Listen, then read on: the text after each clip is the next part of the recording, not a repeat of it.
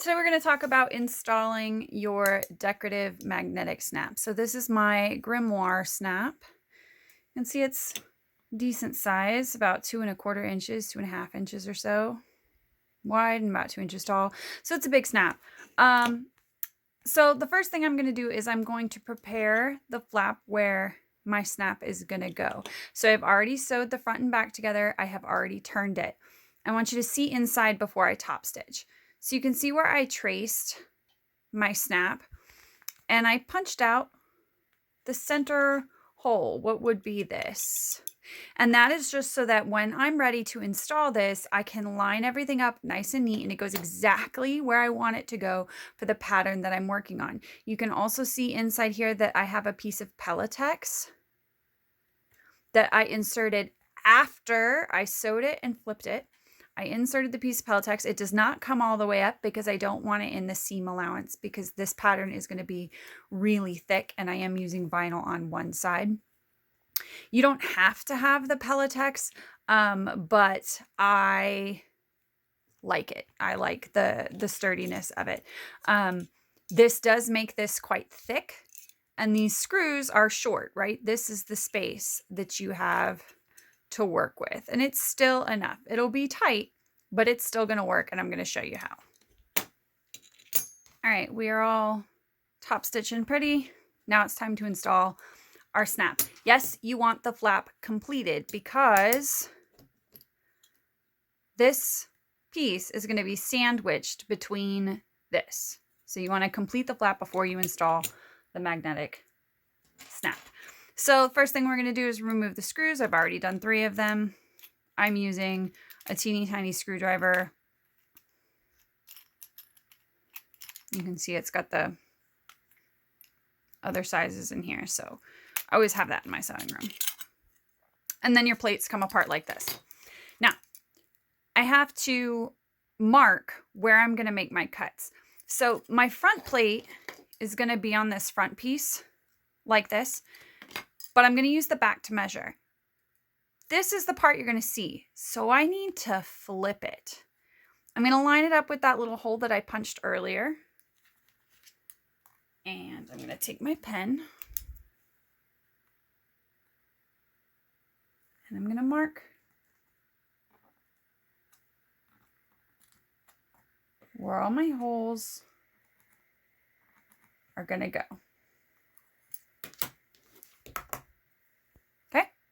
Everything's marked.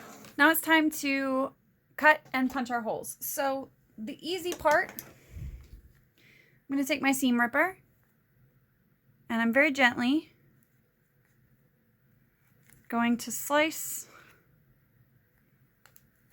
into these holes. Try not to accidentally rub off your mark. Sometimes a Sharpie works better than a pen if you're like me and not really paying attention. So I've got the slits. Now we can punch our holes. I have 3 different punches that I use. This is probably the most common one you might have, which is just one that you'd set down and hit with a hammer. I have a grommet punch, but actually what I'm going to use today is a leather punch. And I'm using quite a large sized hole because that's actually the same size. You can see, whoops, here, that my post fits in there. So that's the size I want because this is quite thick. So I'm going to do, just take my punch, center it over that hole,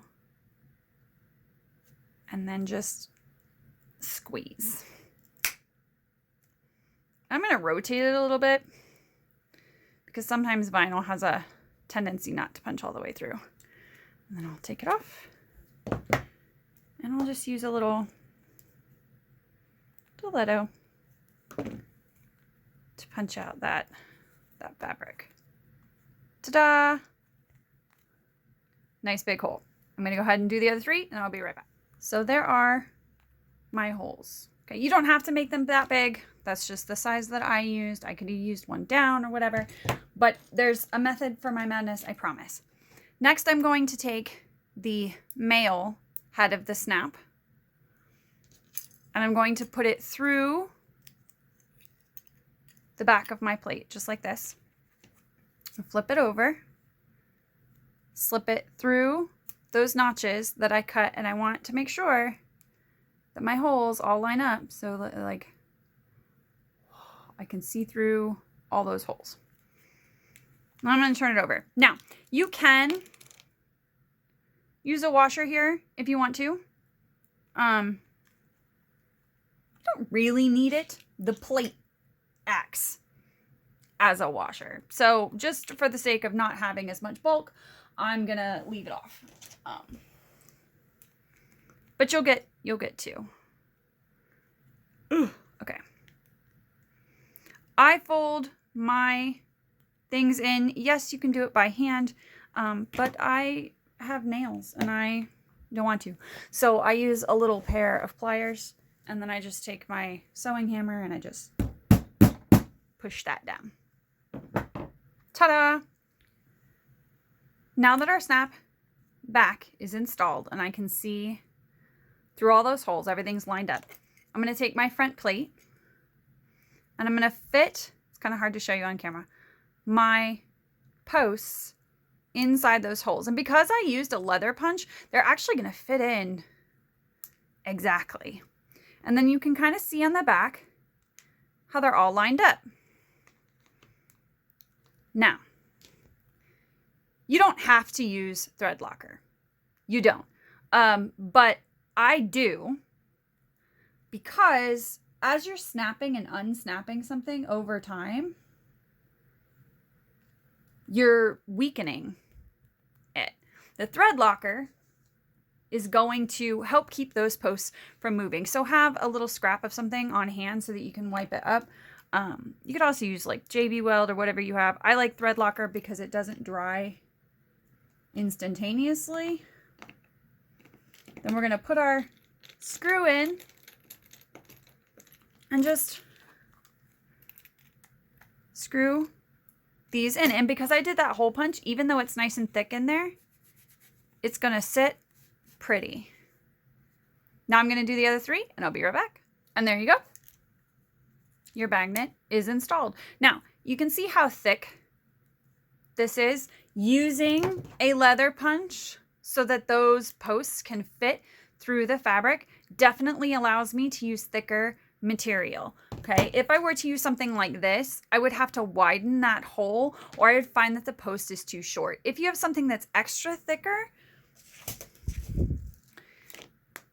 you can get longer post screws. The ones I'm going to send you are like these. However, these are KM flathead Phillips screws.